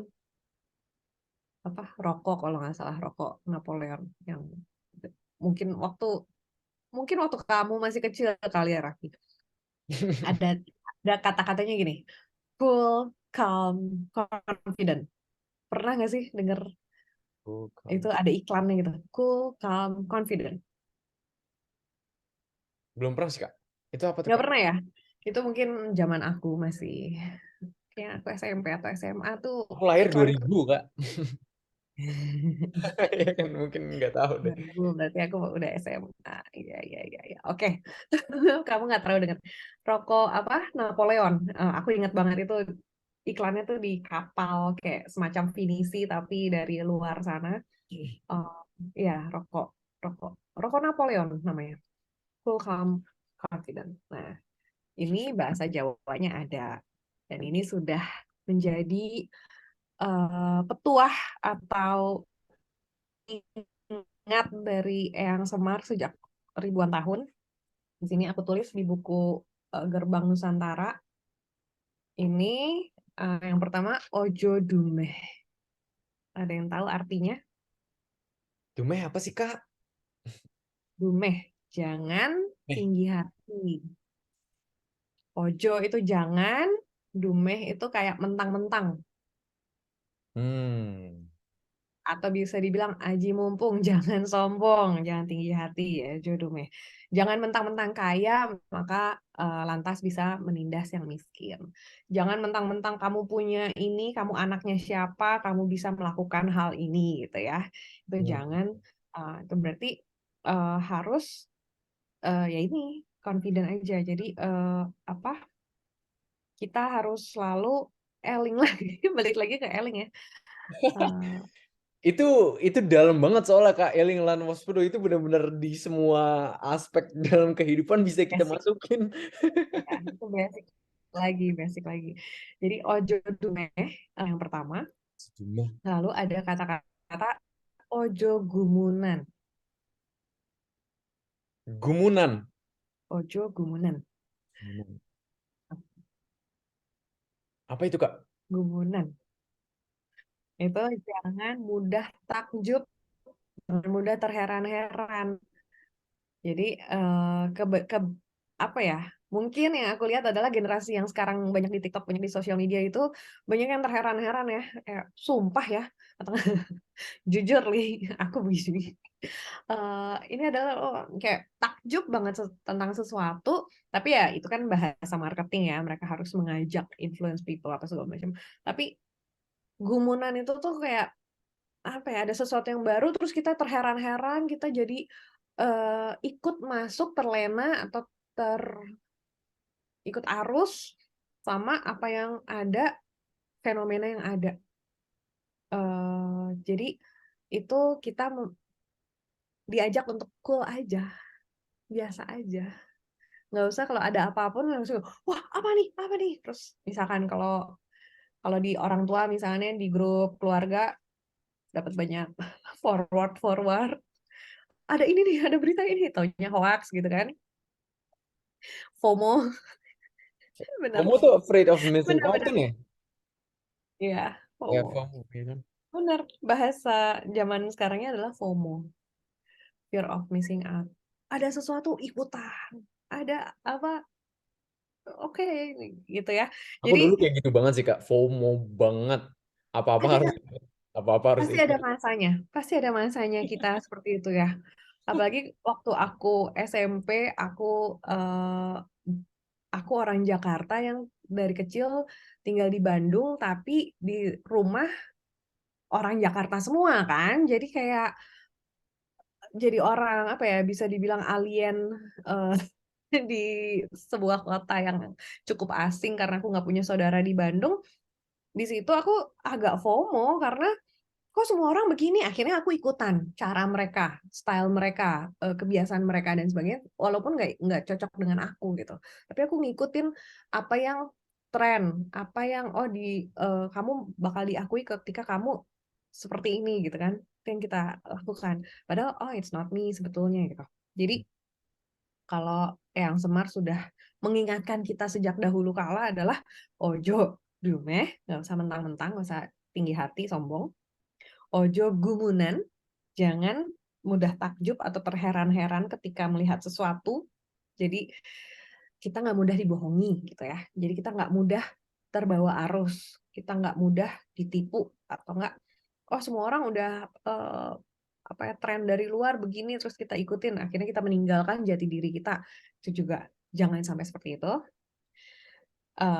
Ini bahasanya lebih ke calm ya, kalem aja gitu, tenang aja. Nah, yang terakhir adalah ini tadi udah ditulis sama Ripa Loginawi, ojo kagetan. Jangan mudah terkejut, jadi harus selalu mawas diri. Bahwa semua yang terjadi di dunia ini memang sudah selayaknya terjadi demikian dan sudah diizinkan oleh Yang Kuasa. Jadi nggak usah terlalu hilang akal sehat ya.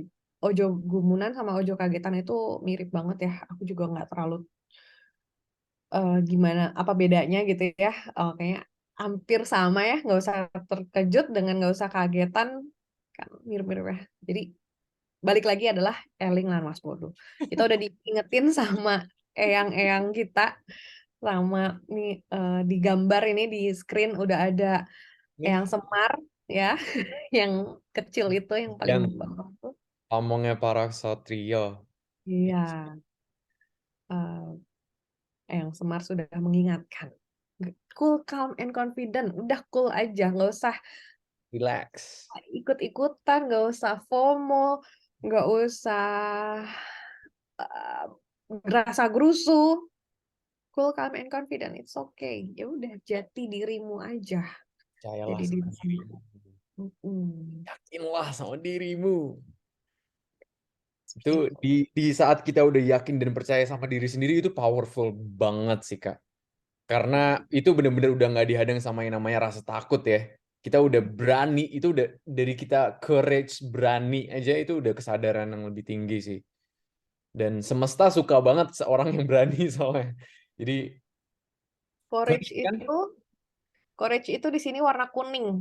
Ini sekitar 20%. Dan Masih kalau nggak salah, panjang. Hmm? aku pernah baca bukunya itu juga yang David Hawkins itu, courage is like the gateway gitu loh. Kayak itu yang bisa ngebuat kita bebas dari rasa ketakutan itu sendiri. Itu getaran yang lebih tinggi itu. Lebih tinggi. Kalau kalau kita, karena rasa ketakutan itu bener-bener bisa dihilangin sama keberanian kita sendiri. Harus berani soalnya. Keberanian bukannya nggak punya rasa takut, tapi berani melampaui rasa takut itu. Bukan hanyut dalam, kalau ada temenku pernah ngingetin gini, lu boleh berdosa, tapi lu jangan berkubang dalam dosa, kalau bahasa agamanya begitu ya. Berkubang Eh, apa sih, Kak? berkubang tuh kayak stay there, kayak Oke. apa ya? Kayak hippo kalau berkubang di lumpur gitu, stay Ya. di situ aja gitu, ngendon ya, apa sih namanya? Terus Terus menerus di situ. Kamu melakukan sesuatu kesalahan, dosa kan adalah sesuatu yang kita bilang kesalahan ya. Kamu melakukan kesalahan itu manusiawi. Tapi kamu harus, istilah bahasa apa bahasa agamanya adalah memaafkan diri sendiri, atau istilahnya lagi berdamai dengan masa lalu, itu kurang lebih sama. Kita harus bisa menerima bahwa oke, kita manusia, kita bisa melakukan sesuatu yang salah, kita bisa melakukan sesuatu yang bodoh, kita bisa melakukan sesuatu yang kita sesali. It's okay. Tapi ketika kita menerima itu sebagai proses pendewasaan, proses healing, penerimaan adalah kuncinya. Ketika kita bisa menerima posisi kita, menerima apa yang sudah terjadi di masa lalu, menerima keadaan sekarang, maka kita akan punya keberanian untuk melangkah maju, melangkah keluar dari kubangan, bisa dibilang kubangan ya, bisa punya keberanian untuk ya udah melepaskan itu, sudah bukan lagi diri kita, itu bagian dari memori kita, bagian dari perjalanan kita, tapi kita sudah berbeda, kita sudah bukan orang yang sama dengan kita yang waktu melakukan kesalahan itu gitu. Jadi betul banget, courage itu sebagai pintu, tapi sebelum courage harus ada setelah courage baru ada penerimaan kalau nggak salah. Oh iya, acceptance kan ya? acceptance di 35%, courage itu di 20%. Jadi setelah kita berani, lalu kita menerima, wah itu naik ke atas, itu nggak usah dipikirin, otomatis lah naik ke atas. Ini aku cerita sedikit, itu salah satu hal yang paling challenging di aku spiritual awakening sih, Kak. Dari aku menerima kayak dulu tuh aku kayak dicapnya kayak, oh Raffi tuh pemakai narkoba gitu banget deh. Parah banget. Raffi tuh kayak gini-gini, dan itu pikiran aku mainin aku sendiri tuh. Itu parah banget. Dan di saat kayak, oh Vi, nggak apa-apa. Pelajaran yang paling besar yang bakal lu dapetin untuk lu ke depan. Dan dari situ aku berani mulai kayak gitu, dan mulai berani ngelepas orang-orang yang ngejerumusin aku ke situ. Bener-bener dikaruniai sama semesta abis itu keren banget. Itu keren banget sih. Ya, dan itu ini kan adalah kamu dengan pengalaman hidupmu, maka kamu bersaksi, ya kan? Bersaksi Yes. atas kebesaran Tuhan. Kalau kita mau ngomong kebesaran Tuhan dari sisi agama ya, kebesaran Tuhan. Inilah saksi. Kamu adalah saksi. Kalau kita kalau di Katolik kan ngomongnya saksi Kristus gitu ya, atau enggak saksi Allah misalkan. Aku Ini bersaksi. kesaksian inilah. Kita semua adalah saksi kehidupan. Dengan ceritamu, dengan semua kebesaran, bisa dibilang kekuatan ilahi dalam hidupmu, dalam perjalananmu, inilah yang kita bisa sharing ke orang lain, supaya orang lain bukan untuk ngikutin kita, bukan untuk meniru kita, tapi untuk terinspirasi gitu. Jadi aku nggak setuju dengan kata-kata following atau ngikutin, tapi meneladani gitu ya.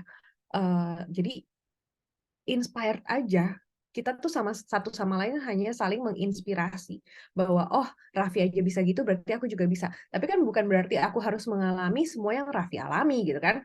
Bukan berarti kita harus dengan cara yang sama. Oh aku lewat agama ini, aku lewat proses healing ke sini, aku harus visit tempat yang begini gitu. Enggak semua orang harus ngikutin yang sama.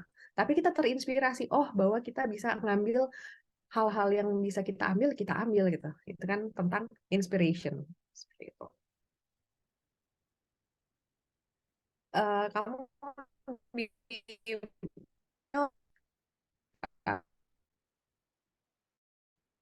kamu mute.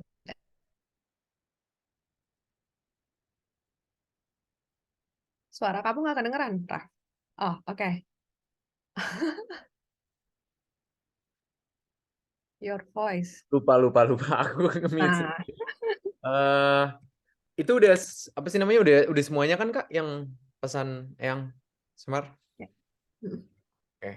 Kita lanjut ke sesi selanjutnya mungkin ya. Yuk. Oke. Nah, teman-teman di sesi selanjutnya kita akan meditasi bersama. Nanti aku bakal guide kalian semua. Jadi coba kalau cari posisi paling nyaman kalian. Terus kalau mau minum air, minum sekarang.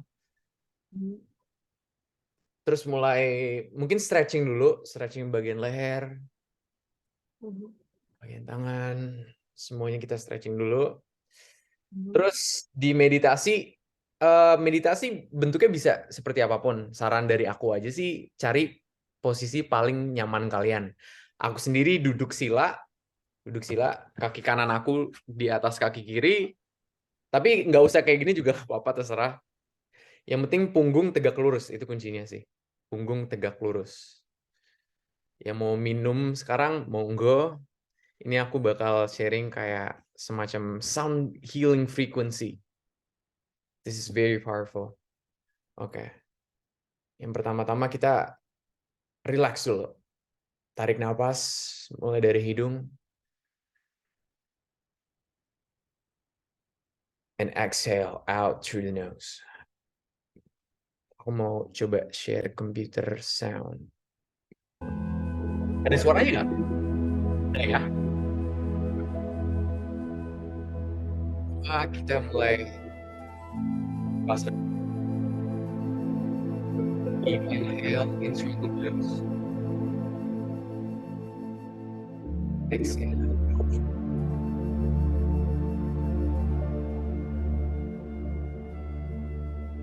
Tiga kali lagi.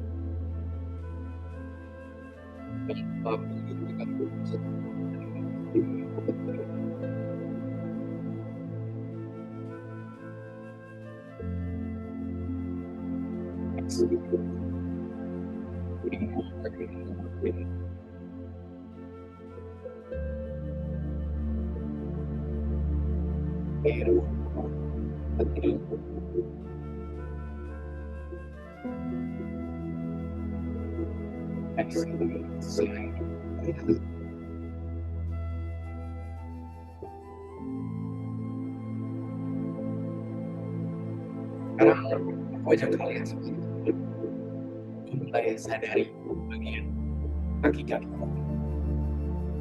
Terus ada seperti kaki dari kaki dan kaki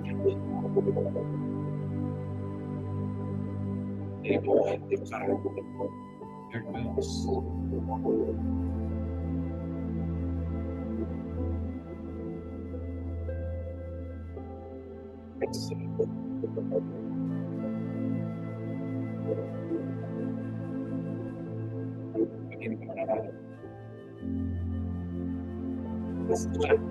Wah, ada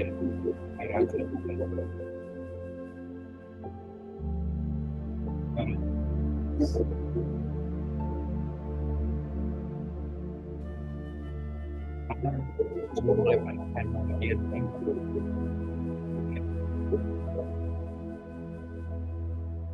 demi sedikit apa sih kayak sampai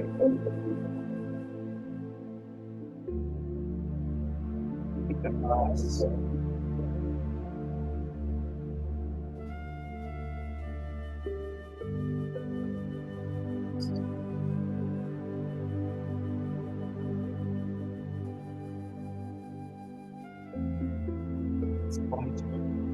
bagian serat buang ini bagian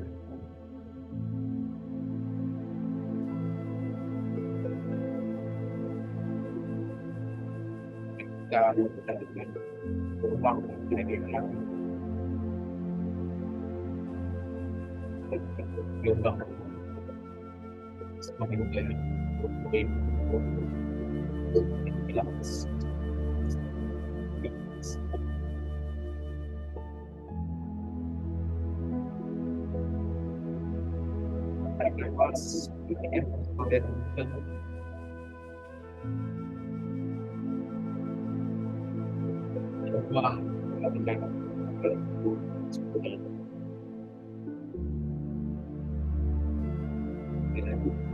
tarik nafas, perut mengembang seperti balon.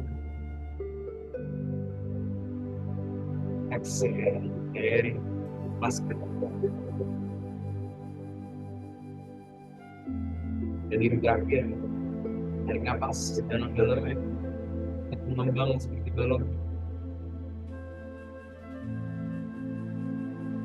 Exhale, lepaskan energi yang positif. Sekarang menjemputkan ke atas, menuju ke tidur. Itu untuk mencapai tujuan dan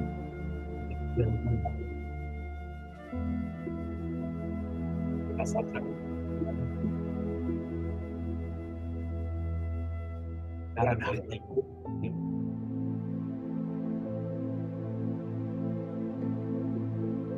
Because if inhale into the nose, exhale, smile to you.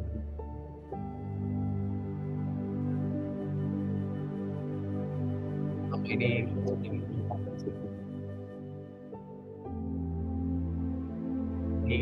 cek dari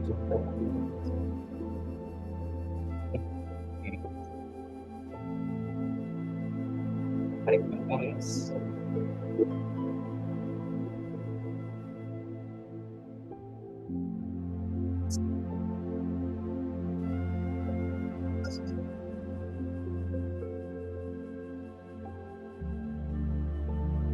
Inhale into the nose, tarik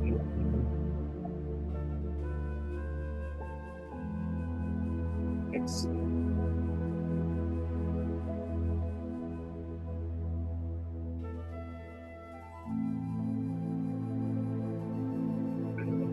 Bagian leher, perhatikan bagian leher.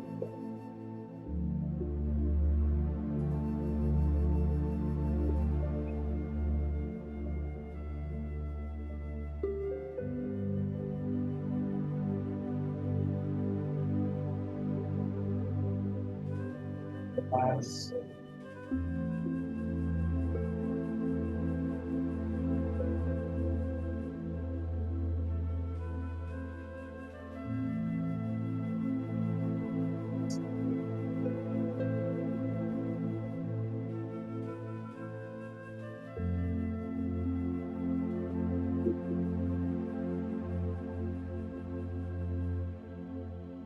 Rest selama yang baik.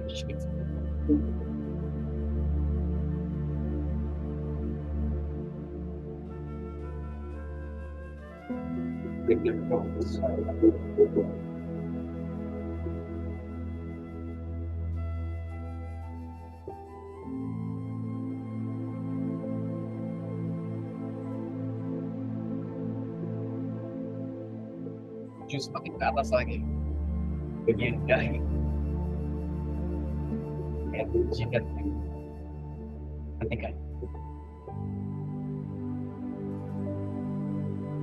judgment approaches observe. Seperti dari sebenarnya dari very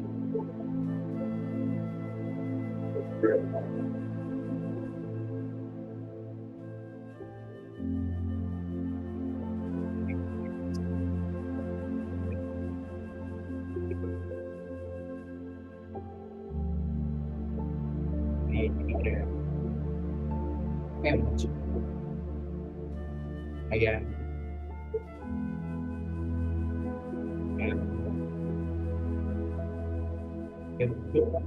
just become aware dari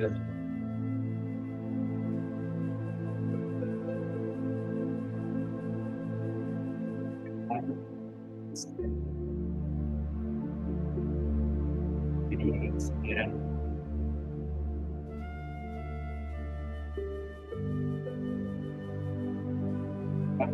nothing guys.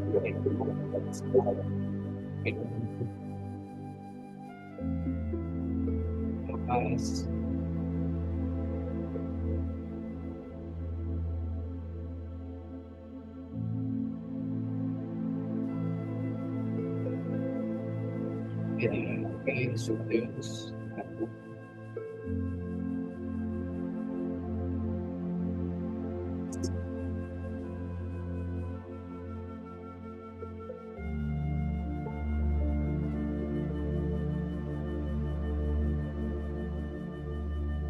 ada pikiran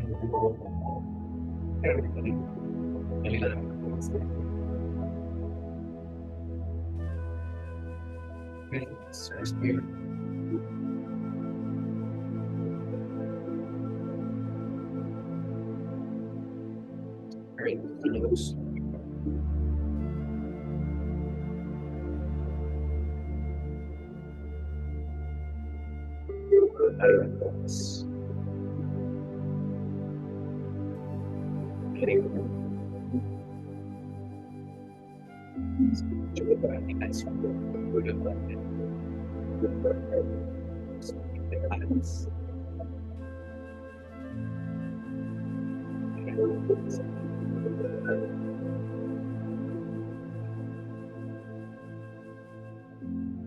meditation as a part of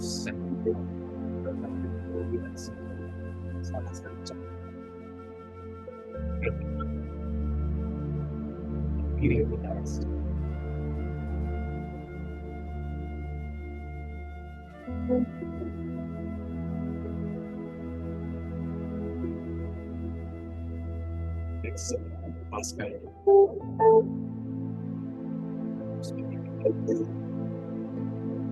tersebut bagian perbedaan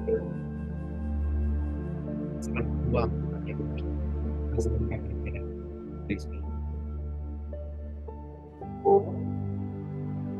sangat uang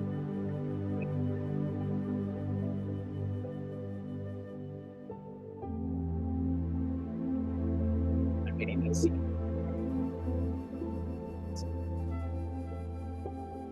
dari kalau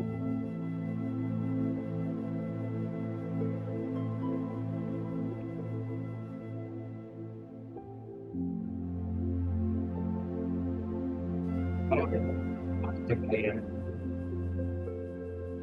perhatikan bagian nanti dari bagian bukan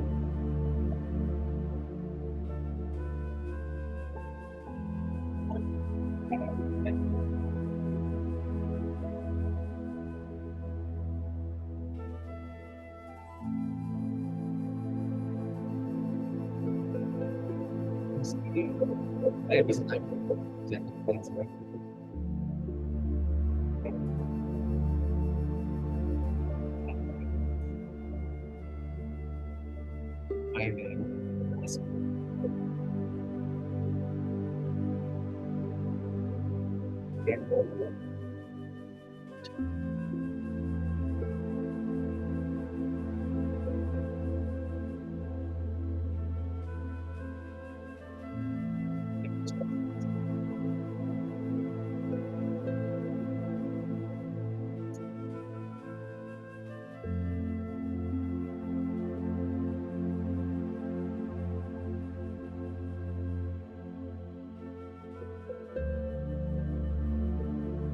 kayak suhu dan panas.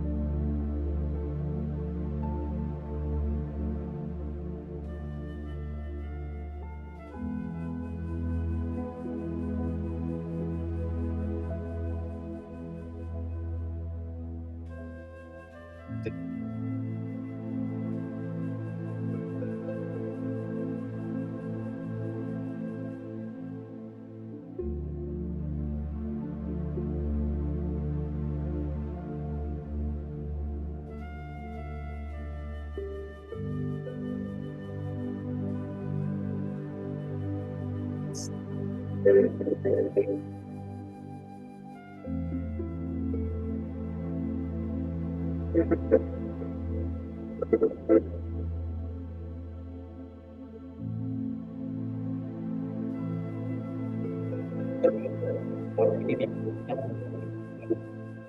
saya minum.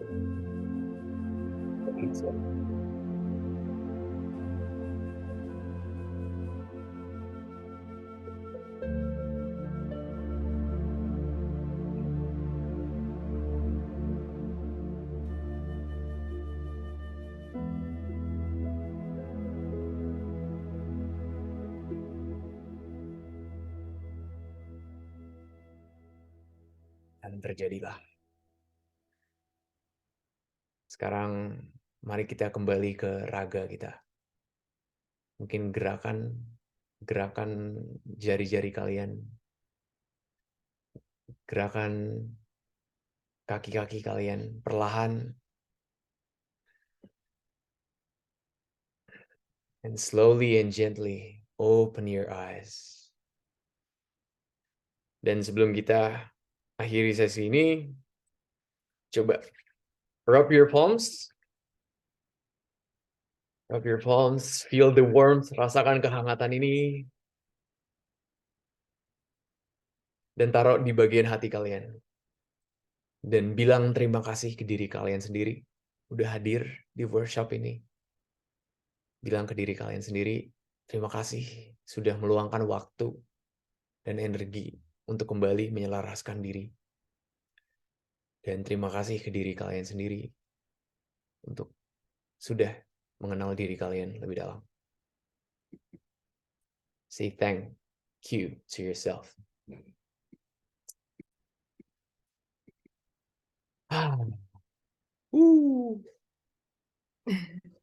Thank you. Gimana Kak Tori? How Lagunya are you feeling? menghanyutkan. What? Lagunya menghanyutkan. Yeah. Itulah kekuatan frekuensi dan vibrasi sih Kak. It's very relaxing banget sih. Badan aku bener-bener kayak hanyut di bawah gitu semuanya tadi. Wow. Suara Kenapa Kak? Suara aku kenapa? Sorry. suara kamu kayak distant banget tadi.